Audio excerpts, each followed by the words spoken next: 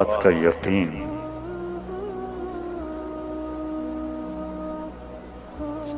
کہنے کہ دیکھو مجھے کفن وہ دے اور میرا جنازہ وہ پڑھے جس نے حکومت کی نوکری نہ کی ہو۔ وہ تو خلافت راشدہ تھی، حضرت عثمان کی خلافت تھی، خلافت راشدہ کے وہ ازہد الصحابہ ہیں، سب سے بڑے زاہد صحابی ابو ذر غفاری۔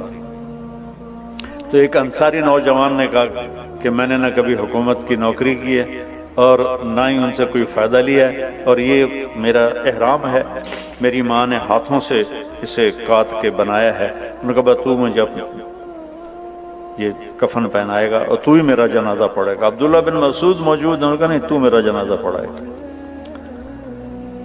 تو جب وہ تدفین ہو گئی تو ان کی بیٹی نے کہا یا عم ہلم الی الطعام، چچا ہلم الی الغداء، کھانا تیار ہے